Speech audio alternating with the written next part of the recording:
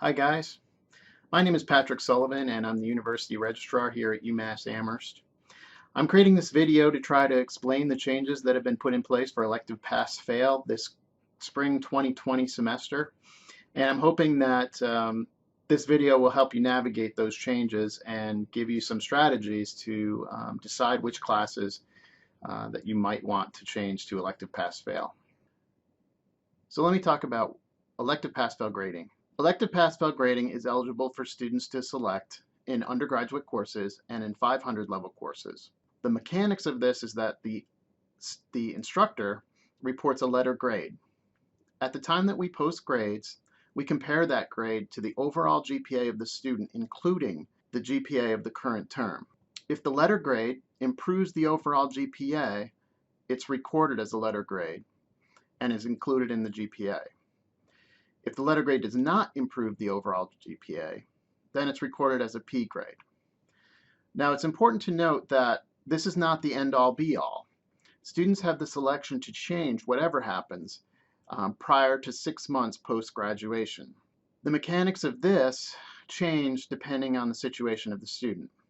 For most students, the grade may be recorded as a P, and the student wishes to change their grade to a letter grade.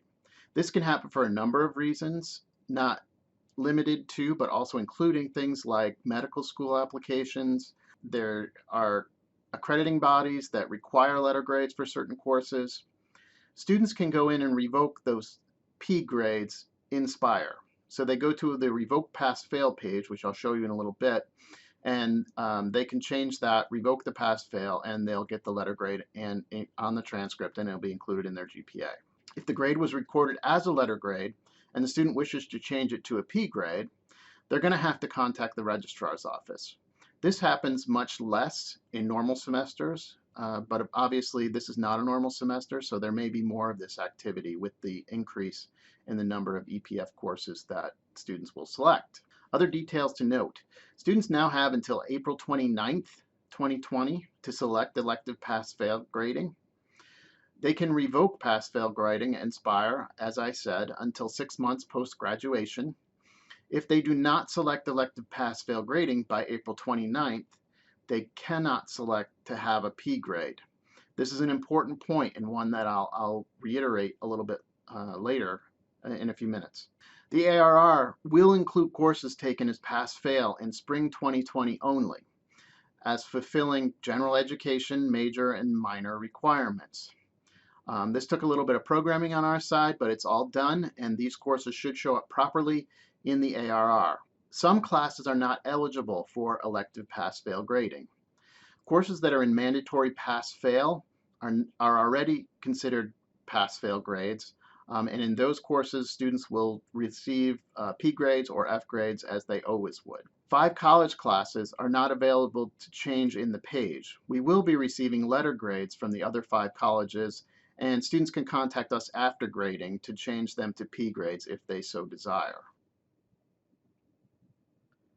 So here's my advising advice to students. Now, all of this I want you to take with a grain of salt because I don't know your individual situations, and your advisors will know better than I would what your options should be or what options would be more appropriate for you. But in general, select elective pass-fail wherever possible. It's your most flexible option because you'll be able to take a letter grade or you'll be able to take a P grade.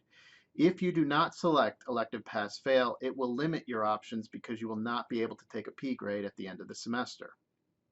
Second, wait until after grade posting to revoke pass-fail. Why not wait until you have full information to decide what way you want to go with grades? You have 6 months post-graduation, so you have 6 months after graduation to select a different option for or to revoke pass-fail if you decide you want a letter grade instead of a P. Now, there's still some unanswered questions which could affect how you select your classes to be elective pass-fail and how you, more importantly, how you would revoke pass-fail after the fact.